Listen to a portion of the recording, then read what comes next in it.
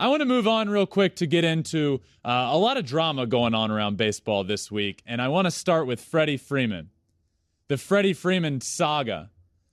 Man, oh man. So where do I begin with this? Let's just a complete breakdown of what has happened, what has been happening with Freddie Freeman in Los Angeles, because it's been in the news a lot. So Bob Nightingale tweeted this: Freddie Freeman timeline. Atlanta offers 5 years, $135 million contract during the year. Atlanta raises it to 5 years, $140 million after the lockout. March 12th, Atlanta given 1 hour deadline to accept 6 years, $175 million, or 5 years, $165 million. March 14th, Atlanta trades for Olsen. March 17th, Freeman signs with LA.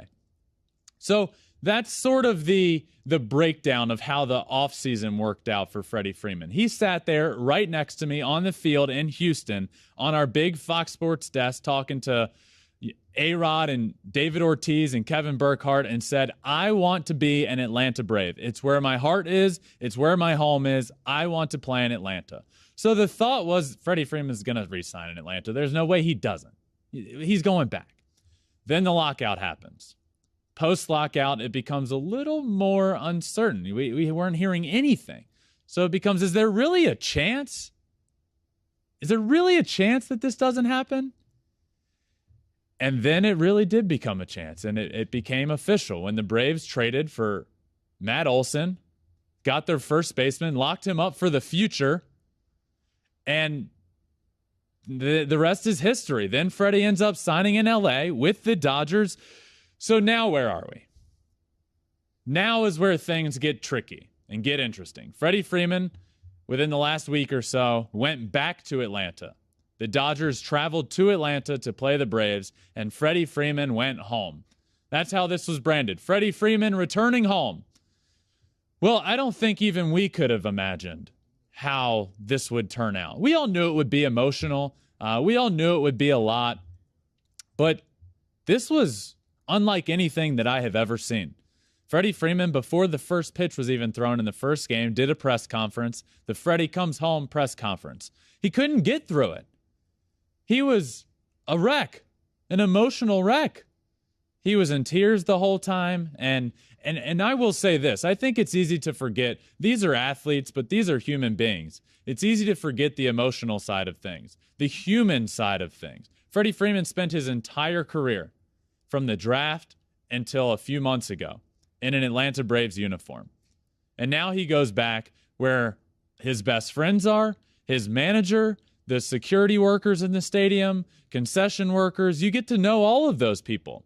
So yes, we knew it would be emotional, but I didn't know it would be this emotional. Before the first game, also, he comes out for the ring ceremony. He's called out onto the field for the first time. He's announced back at Atlanta Stadium at Truist, gets his ring, and again, the emotions are flowing, rightfully so. And the Braves crowd did an awesome job and was very emotional, and everybody was cheering, and Freddie, again, couldn't really get through it. And then later during this series, the camera shows a shot of him at first base, and he just looked sad. There's really no other way to put it except Freddie Freeman goes back home and looked like he wishes he was still an Atlanta Brave. That's just what it looked like, okay? So that begged Clayton Kershaw, legend, Dodger legend, to come out with a statement. Now, Clayton Kershaw does not mince words. He never says things that he doesn't feel.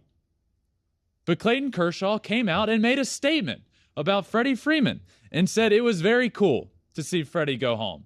He's obviously been a big contributor for our team. I hope we're not second fiddle, Kershaw said. It's a pretty special team that we have here too. I think whenever he gets comfortable over here, he'll really enjoy it. I hope we're not playing second fiddle to the Braves, says Dodger legend Clayton Kershaw. There was also a statement from Chipper Jones, who stated, I don't agree with the way that Freddie's side has handled this. If you wanted to play in Atlanta, you play in Atlanta.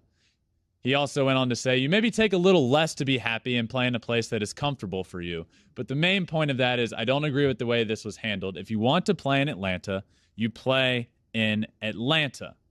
Now, I'll get to my point here in a minute, but I just want to continue to lay all of this out. This is pretty much going in chronological order here, and all of this stuff is happening recently.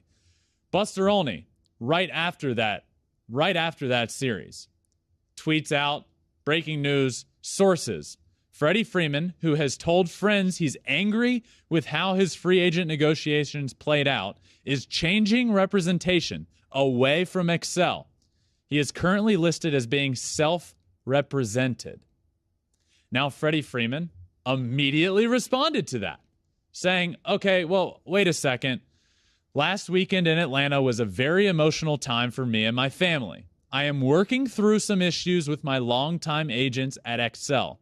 My representation remains a fluid situation, and I will update if needed. So right there, it's okay, well, is he with Excel still or not? Because along the whole time here, my thought was, well, if he was really that upset and wanted to be back in Atlanta, why hadn't he fired his representation? Well, then it came out that he did. But then he came out with that statement. And since that day, since that series, there have just been some wild tweets thrown out there with crazy accusations from sides, and his agency having to respond saying those accusations are just extremely false and there's no truth to those. I mean, this situation isn't without its drama. So that's where we sit today. There's a lot of drama. There's a lot of he said, she said, and there is certainly a lot of emotions involved with Freddie Freeman. Here's what I will say here. I do agree with Chipper to some degree. If Freddie Freeman wanted to be an Atlanta Brave, and let's say, for the sake of argument, that he was frustrated with his representation and he wanted to be an Atlanta Brave, he should have picked up the phone and called Alex Anthopoulos and said, hey, I don't know what's going on with my agent and the GM or my agent and you. I want to talk to you person to person. I want to play in Atlanta. Do you want me to play here? If so, let's get this done right now. That's what I think should have happened, and it clearly didn't happen because now he's in Los Angeles. I don't know how anyone could disagree with what Chipper Jones has to say. I think that's one of the beautiful things about free agency, right? Is that you have a choice. And it's not like Atlanta came to him and was like, hey, we're going to give you 5 years, $100 million flat. They still were going to pay him an abundance over that to stay there. So when you're Freddie Freeman, I see this and I understand the feelings and emotions, but there's a part of me that can't really relate to it because Freddie had the choice to stay. And yeah, it's so weird to me. It's all such a weird situation. Now, what I will say is if Freddie wasn't getting the full story from his agent's side or whatever it may be, we don't know the full story. Let's just get that out there. We don't know what's happening with his agent and him. Nobody knows that but Freddie Freeman and his agency. Nobody knows that. But I think we can confirm and all be in agreement here that there's something going on. I mean, now he goes back to Atlanta, he comes back, and now it all comes out that his agency, he isn't. It says he fired his agency, and then he had to come out and say, well, I'm working through some issues. There's clearly something there, and it clearly revolves around this contract situation.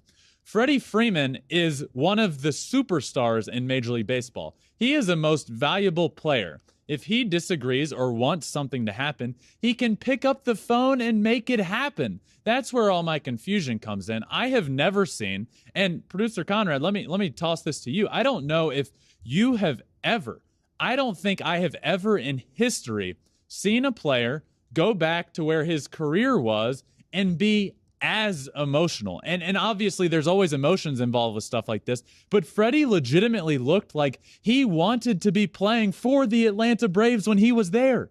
I have never seen anything like it. And growing up in Ohio, I mean, LeBron made as what's known as the biggest free agent decision in history of sports. And his first game back in Cleveland, there was no tears. It was just buckets. There was no like, hey, I'm so sorry I left. There's all this emotion. It was no. You guys didn't give me the supporting cast. I couldn't bring a championship here yet. And it was good, but it seems like Freddie got the championship. He won an MVP there. He had been there for, 10 plus years? Oh, yeah. It was very much a situation where, like, this is very weird. Yeah. Like, why you're so emotional, but at the same exact time, like, you chased the paychecks instead of staying in Atlanta. Well, so I won't say he chased the paycheck because I don't think this is a money thing. And I hate the argument that, when all of this is coming out and people say, well, who cares? He's making over $100 million. Either way you look at it, I don't feel bad for the guy. No. That's not the argument here. This is a human being that clearly wanted to play in Atlanta. So there's something happening. And the only way that I can envision him being this emotional is if, okay, he went back and realized, man, I made the wrong decision here. Because when all was said and done, once you take Los Angeles taxes into account here, and we can both vouch for this, they're not great. He's not making more money in LA really than he would have been in Atlanta. So yes, he ultimately made the decision, but was there something involved there that he wasn't given the full story, or he in hindsight realizes he wants to sign? I don't know. Just a really odd situation, and clearly something that he wishes that, I don't know. I think he wishes he was still playing in Atlanta. There's no doubt in my mind he still wishes it. And you read off Kershaw's comments. This hasn't been something that just got brought up this weekend where people might have felt that he was kind of a little distant with the team or anything like that. This is someone that's obviously been around him the last 3-4 months and is like, hey, man, you with us or are you not with us? Right. So there's been stuff going on, apparently. For Clayton Kershaw to come out and say that is a lot. But I will say this, and I will end with this. At the end of the day, drama aside, Freddie Freeman's job right now is to play first base for the Los Angeles Dodgers, and he is doing that at a fantastic clip. He's hitting .308 entering today, and he's coming off an NL Player of the Week award. He enters today, as in Thursday, on a 13-game hitting streak. So aside from all of this, Freddie Freeman is a true professional, and he will get the job done no matter where he is playing. There's just a lot of drama involved here that makes one believe, including myself, that Freddie Freeman still wishes he was doing this in an Atlanta Braves uniform. Thanks for watching. If you love flipping bats, swinging 3-0, or just talking ball, join us. Call us at 213-537-9339 with your questions. We have a weekly guest, and we have a lot of fun, so hit that subscribe button.